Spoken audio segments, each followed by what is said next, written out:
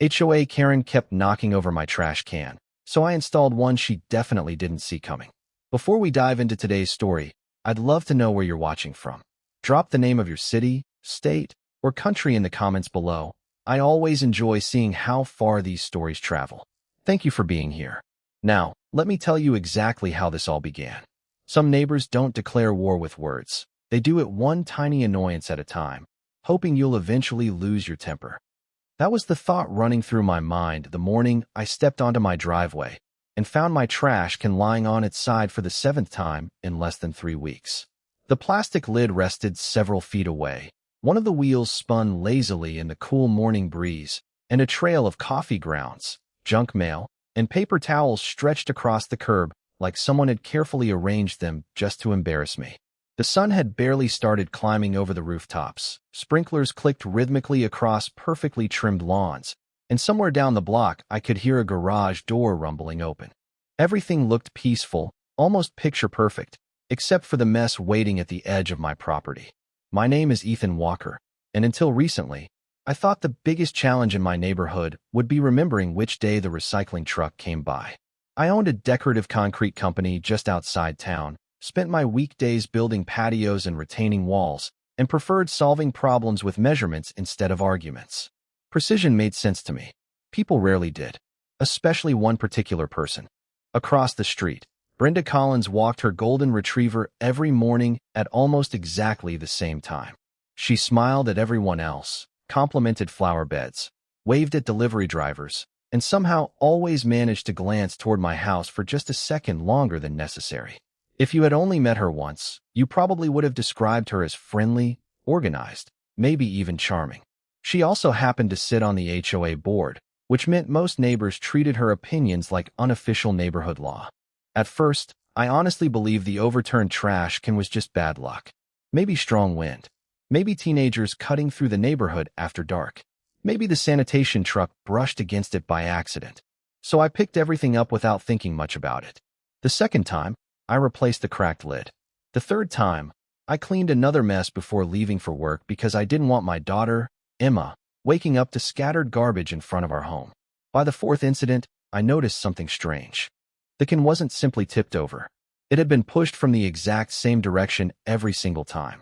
The wheels always pointed toward my driveway, while the lid landed almost in the same spot near the mailbox. It looked less like an accident and more like someone following a routine. I never confronted anyone because accusations without proof usually create bigger problems than the original issue. Besides, I had learned long ago that patience often reveals details frustration completely misses. Every morning after that, I started paying attention to little things other people ignored. Which porch lights turned off first? Which cars left for work before sunrise? Which security cameras covered the street and which ones pointed only toward front doors? I wasn't looking for revenge. I was looking for a pattern.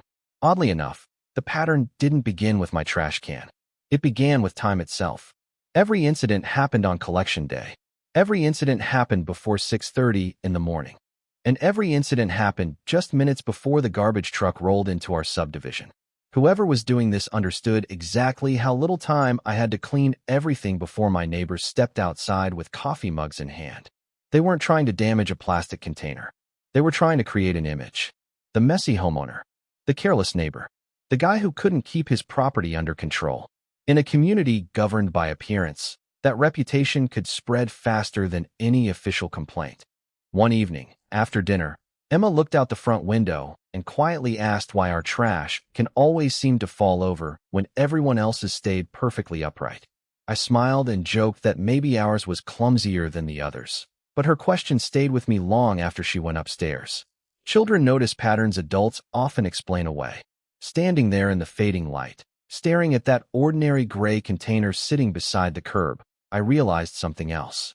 Brenda never commented when anyone else's yard looked messy. She only seemed interested when mine did. And what she didn't know was that the next trash can sitting in front of my house would look exactly like every other one on the street. Right until the moment it revealed the truth she never imagined anyone was quietly waiting to see. The next morning, I did something I had never done before. Instead of rushing outside with a trash bag and cleaning gloves the moment I noticed another mess, I stood behind the front window with a cup of black coffee and simply watched my neighborhood wake up.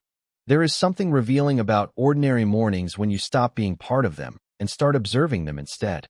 Porch lights faded one by one. A jogger wearing bright orange running shoes passed my driveway at exactly 6 o'clock. Mr. Hanson across the street backed his pickup truck out with the same country radio station playing loud enough for the entire block to hear. The sanitation truck had not arrived yet, but everyone seemed to be following invisible routines that repeated with almost mechanical precision. That was when I realized neighborhoods have rhythms, and people who like controlling others depend on those rhythms. I left for work that day with more questions than answers, but my mind refused to let the pattern go. Measuring things had always been part of my profession. Concrete does not forgive mistakes. If a foundation is off by half an inch, the rest of the structure eventually reveals it. Human behavior, I had learned, often worked the same way. During my lunch break, I opened a notebook that normally contained job site measurements and started writing down every detail I could remember. Collection day. Before 6:30. Same direction. Same distance from the curb. No random debris anywhere else. None of those facts proved anything on their own, but together they formed something much more interesting than a complaint. They formed consistency. That evening, Emma helped me roll the repaired trash can back toward the curb. She was 13, observant in the quiet way that children often are, and she looked at me before letting go of the handle. "Do you think somebody actually wants this to happen?" she asked. I paused for a second before answering. "I think somebody wants us to believe it keeps happening by accident." She nodded slowly, almost as if that answer made more sense than the question itself. I smiled because I wanted her to understand an important lesson. Not every problem deserves an emotional response. Some deserve careful observation. The following morning, I noticed Brenda standing near the neighborhood entrance talking with two homeowners. She laughed, pointed casually toward my side of the street, and everyone turned their heads for a brief moment. I could not hear the conversation from where I stood, and I was not interested in guessing what was said. What caught my attention was something much smaller. As the sanitation truck finally reached our block, Brenda stopped talking altogether and watched my house until the workers emptied the container. The moment the truck disappeared around the corner, she resumed her conversation as if nothing unusual had happened. Most people would have dismissed that as coincidence. I did not. Coincidences happen once or twice. Habits repeat themselves. Over the next several days, I quietly learned more about my own street than I had during the previous 5 years. I discovered which homes had doorbell cameras facing the sidewalk. I noticed that one retired neighbor watered his flowers every morning before sunrise. I realized the HOA entrance camera pointed only toward incoming traffic instead of the residential side streets. None of those details seemed important alone, but together they painted the outline of an invisible map. Every system has blind spots. Every routine has predictable gaps. And every person who believes they cannot be questioned eventually becomes comfortable enough to stop hiding. One afternoon, while organizing equipment at my concrete shop, I watched a new employee testing pressure sensors inside a decorative planter we had designed for a commercial project. The device measured subtle movement without changing the appearance of the finished product. It was not complicated technology, but it sparked an idea that stayed with me during the entire drive home. I was not interested in trapping anyone. I was interested in removing doubt. There is a significant difference between the two. Doubt creates arguments. Evidence ends them. By the time I pulled into my driveway, the ordinary gray trash can sitting near my garage no longer looked ordinary to me. It looked like the perfect place to answer a question that had been quietly growing inside my mind for weeks. If someone truly believed nobody was paying attention, what would happen the moment they discovered that every small decision leaves a trace, even when they never expected anyone to look for it? The idea stayed with me for 3 days before I touched a single tool.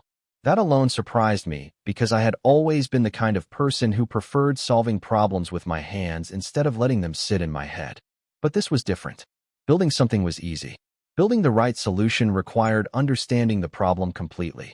Every evening after work, I walked past the trash can as if it were just another piece of plastic sitting beside the garage, yet every time I looked at it, I found myself replaying the same question. Why would someone invest so much effort into something so small? It was never about garbage. It was never about sanitation. It was about creating a story that everyone else would quietly accept without asking who had written it. Once I understood that, every strange detail from the previous weeks suddenly fit together. The scattered coffee grounds were always visible from the entrance road. The overturned lid always faced the sidewalk where morning walkers passed first. The timing always guaranteed that several neighbors would see the mess before I had the chance to clean it. Somebody wanted the neighborhood to reach a conclusion long before I ever had an opportunity to explain anything. A few days later, I received an electronic notice from the HOA reminding homeowners to maintain clean curb appeal before collection days. The message was polite, professionally written, and addressed to the entire community, but one sentence caught my attention immediately. It mentioned that repeated sanitation concerns could result in further review if necessary. I almost laughed because my property had never actually violated any neighborhood standards. Every photograph I had taken after cleaning showed a perfectly maintained yard.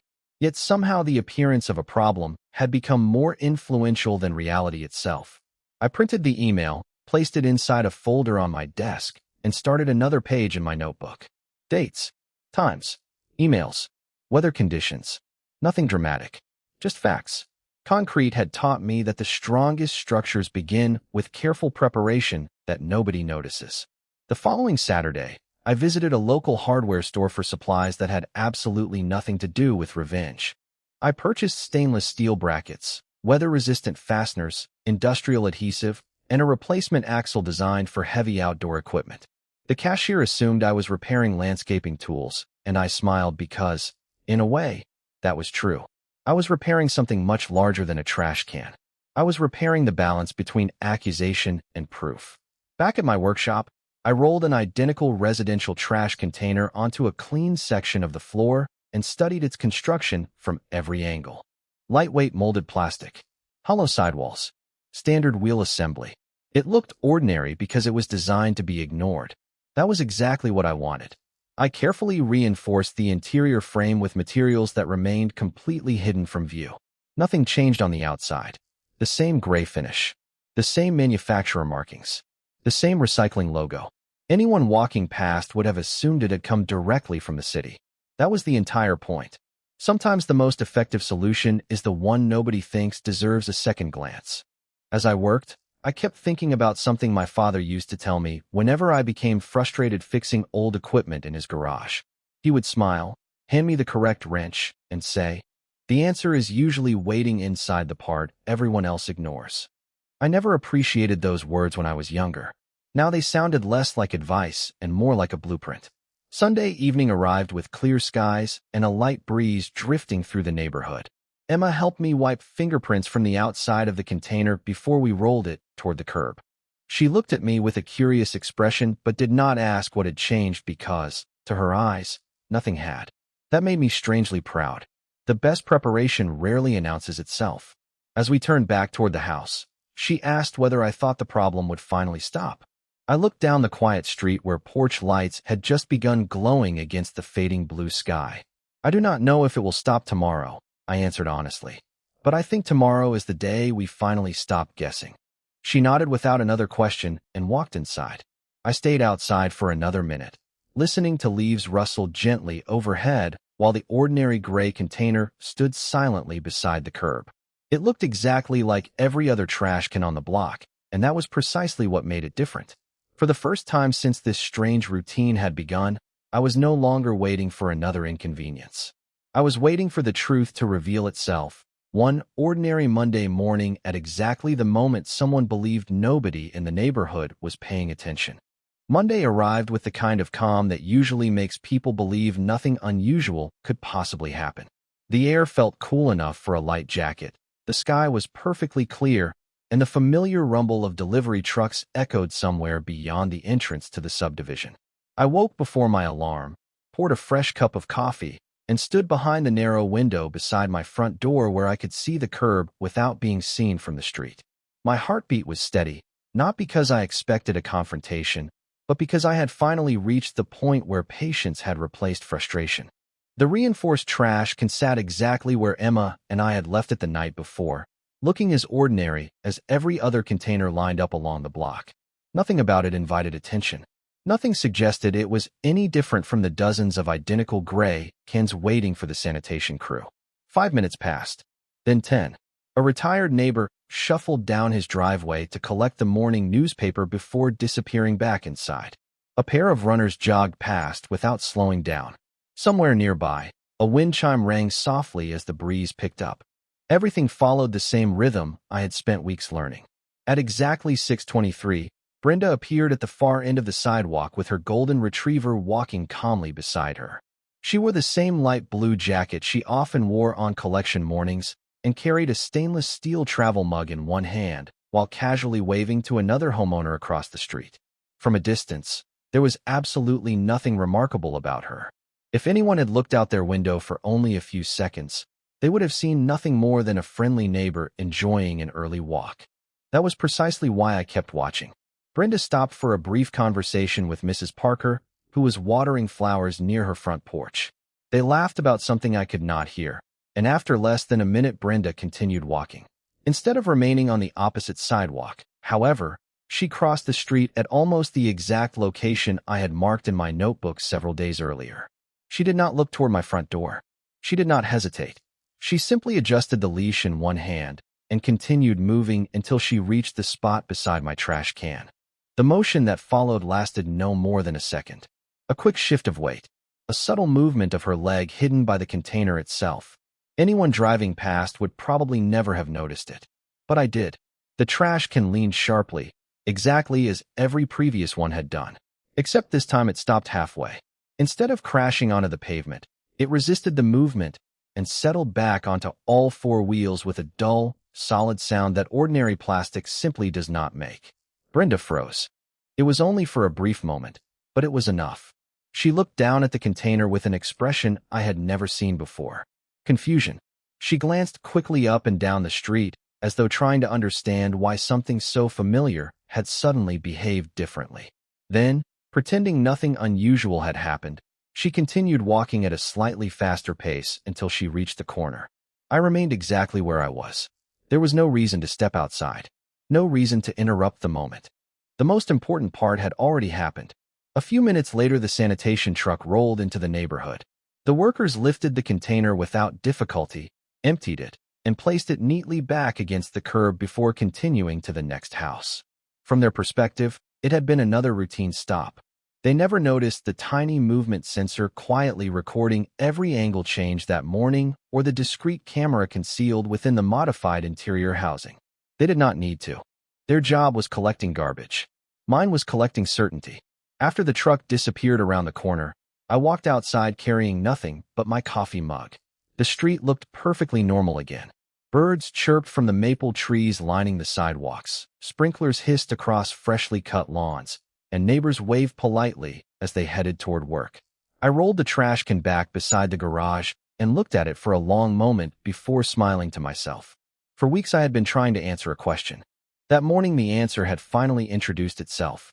Not through an argument, not through accusations, but through a single ordinary habit that someone had repeated so many times they had forgotten one simple truth. Every routine eventually leaves evidence for the person patient enough to recognize it. When I carried the trash can into my garage later that morning, I did not rush to check the recordings. Waiting had become part of the process, and I had learned that patience often produces clearer thinking than excitement ever could. I finished the estimates I needed for 2 customer projects, answered several phone calls from suppliers, and even helped one of my crew members solve an issue with a stamped concrete mold before I finally closed my office door and connected the recording device to my computer. The first video appeared exactly as I had hoped. Quiet, stable, uneventful. It showed an empty street slowly coming to life beneath the soft blue light of early morning. Cars remained parked in driveways. Tree branches swayed gently in the breeze. Nothing about those first few minutes suggested that anything unusual was about to happen. Then, almost exactly where I expected, Brenda entered the frame. She looked completely relaxed, smiling as her golden retriever sniffed along the grass beside the sidewalk. She waved at Mrs. Parker, paused for a short conversation, and continued toward my property without ever looking directly at the camera. The recording captured every movement with surprising clarity. When she reached my trash can, there was no hesitation. The same subtle shift of weight. The same carefully disguised motion that probably looked invisible to anyone passing by.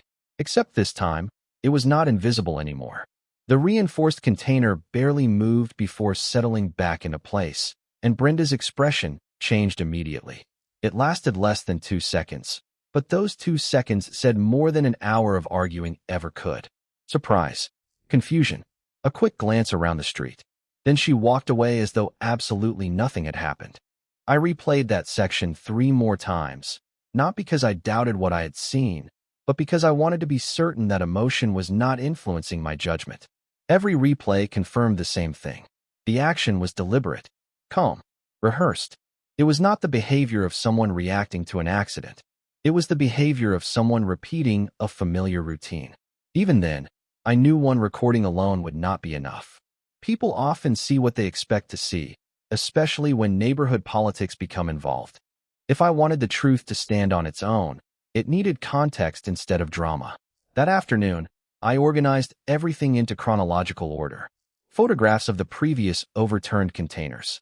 Dates written in my notebook. The electronic reminders from the HOA about curb appeal. My own pictures showing the property clean after every incident. Then I added the newest recording at the end of the folder without highlighting it or giving it a dramatic title. Facts do not become stronger because they are presented loudly. They become stronger because they connect naturally. As I finished organizing the files, another thought crossed my mind. If Brenda had been comfortable repeating this behavior for weeks, perhaps I was not the only homeowner who had quietly experienced something similar.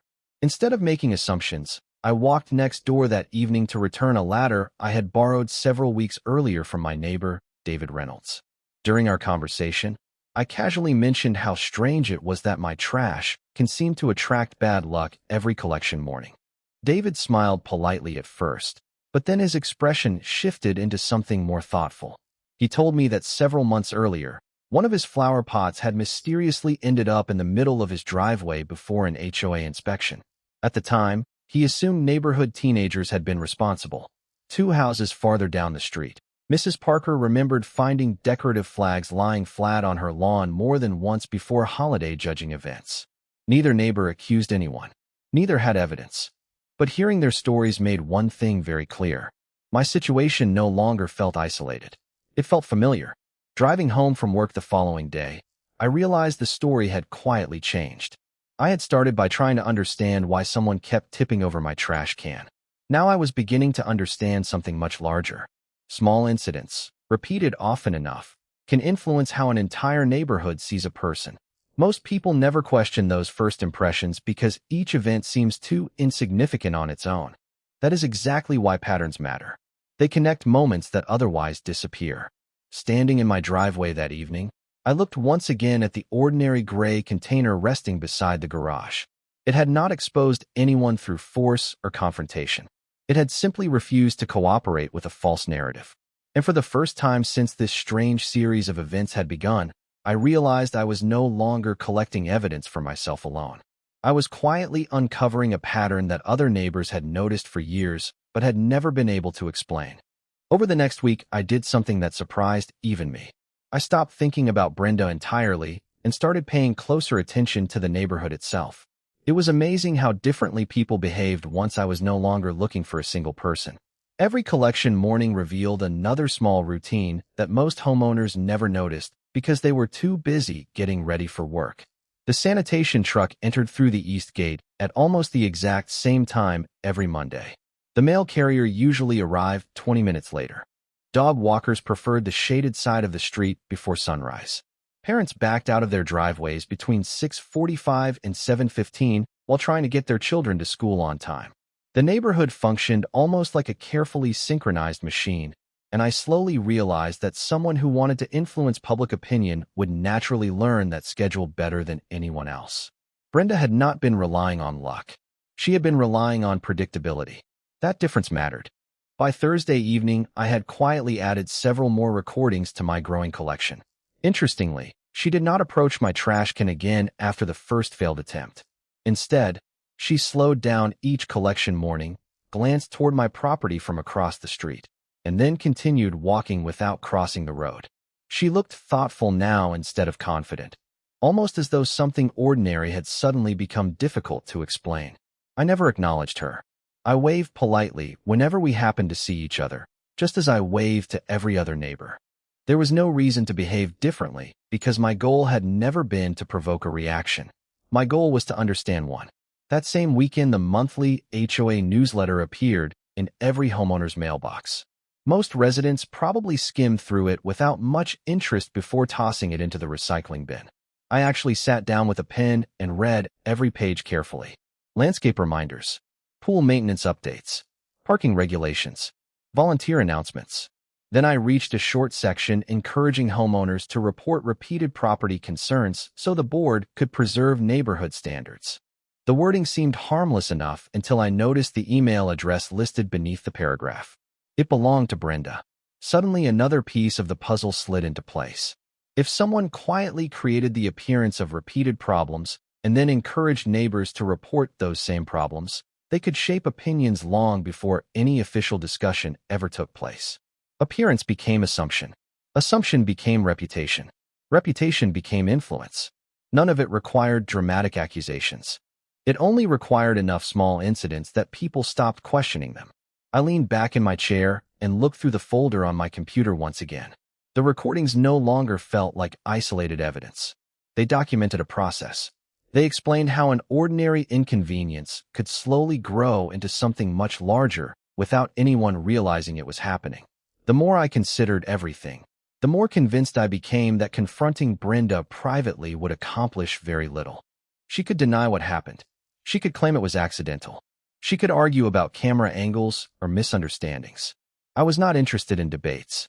Facts have a remarkable quality when they are allowed to speak for themselves. They remove the need for raised voices. A few days later, David stopped by my driveway while I was loading tools into my work truck. He casually mentioned that several homeowners had been discussing unusual incidents over the past year. A mailbox knocked open before inspections. Decorative yard signs mysteriously moved. Outdoor decorations found lying on the grass after windy nights that had not actually been windy. Individually, every story sounded too small to matter. Together, they sounded strangely familiar. I listened carefully without interrupting because I realized something important. People had noticed the pattern long before I had. What they lacked was not awareness. They lacked a way to connect all the separate pieces into one complete picture. As David headed back across the street, I looked around the neighborhood with entirely different eyes. Children rode bicycles along the sidewalks. Sprinklers sparkled beneath the afternoon sun. Neighbors chatted while trimming hedges and collecting mail. It was the same peaceful community I had moved into years earlier, and that was exactly why the truth mattered. Healthy neighborhoods depend on trust far more than rules. Once trust is quietly replaced by suspicion, even the smallest misunderstandings begin spreading faster than facts. Standing there beside my truck, I finally understood that this story had never been about winning against one difficult neighbor. It was about giving honest people something stronger than rumors. It was about replacing assumptions with evidence so that everyone could reach their own conclusions. And as I closed the folder containing every photograph, every note, every email, and every recording collected over the past several weeks, I knew the hardest part was finally over. I no longer needed to search for proof. The proof had patiently assembled itself, one ordinary morning at a time. The monthly HOA meeting was scheduled for the following Tuesday evening, and for the first time since moving into the neighborhood, I decided I would attend. I had skipped every previous meeting because I believed most community disagreements could be solved with a simple conversation between neighbors. Looking back, I realized that assumption only works when everyone values the truth more than appearances. This situation had quietly grown beyond a misunderstanding, and the only responsible way to address it was through the same process the community expected everyone else to follow. I arrived 15 minutes early carrying nothing more than a slim folder and a small tablet. No oversized binders. No dramatic presentation. No stack of printed photographs spread across a table. I had no interest in turning the meeting into a spectacle because once emotions become the focus, facts often disappear into the background.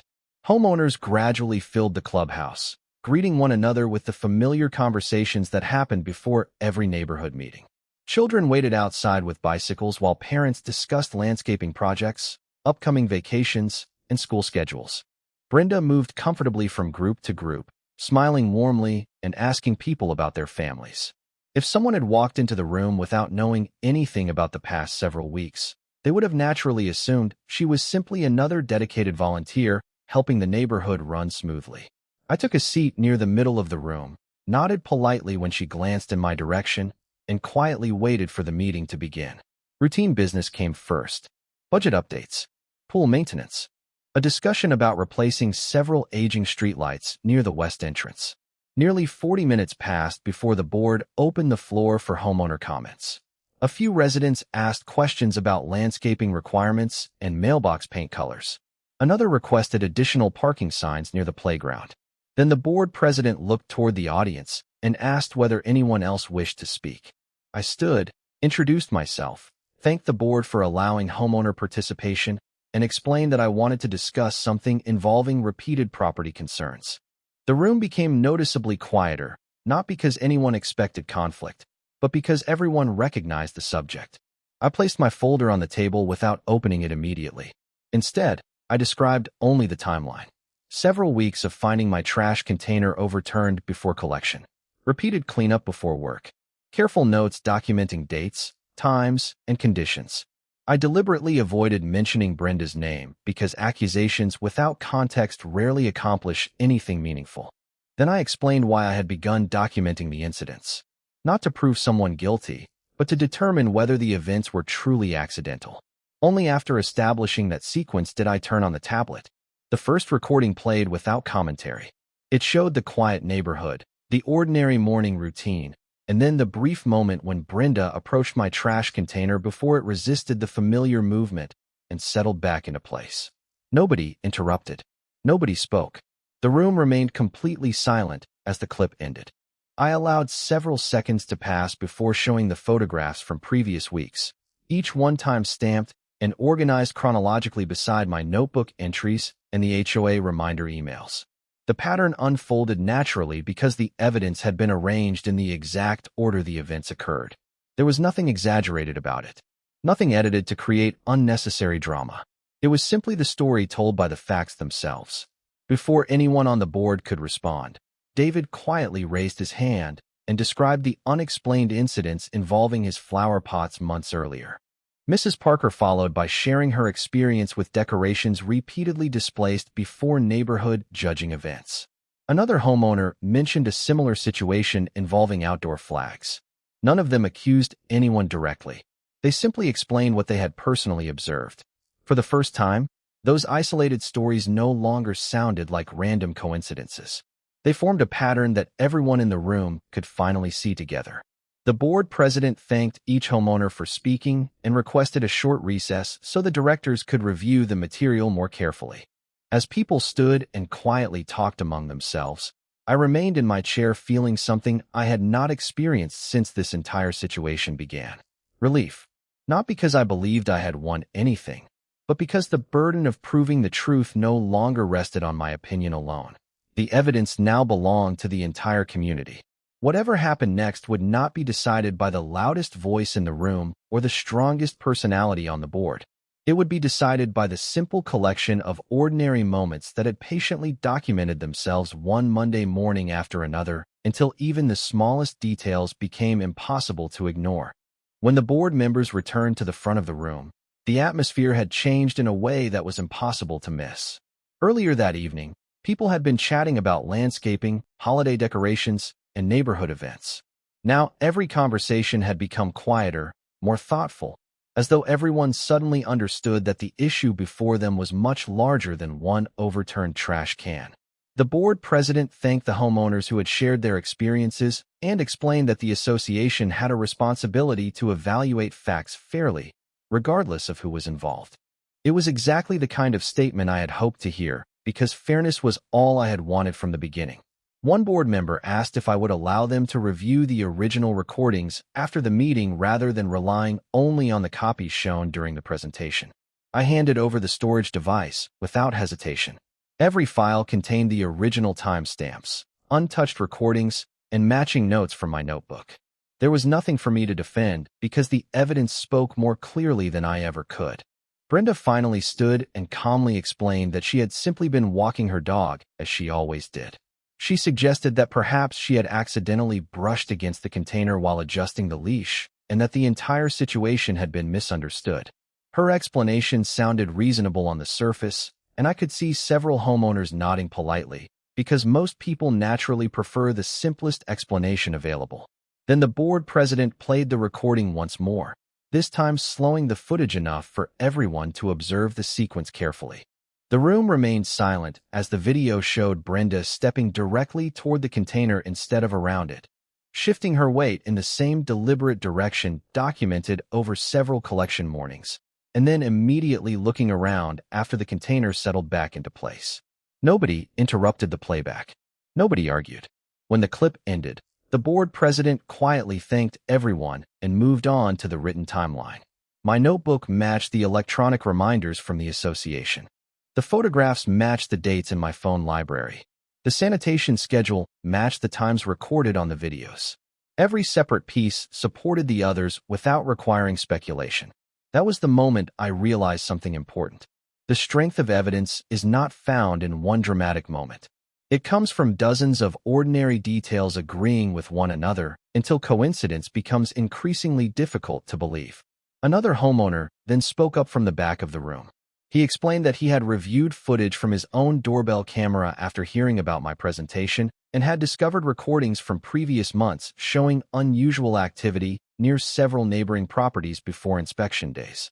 He had not brought those recordings because he had never considered them important until that evening, but he offered to provide them if the board wished to conduct a broader review. A quiet murmur spread through the room.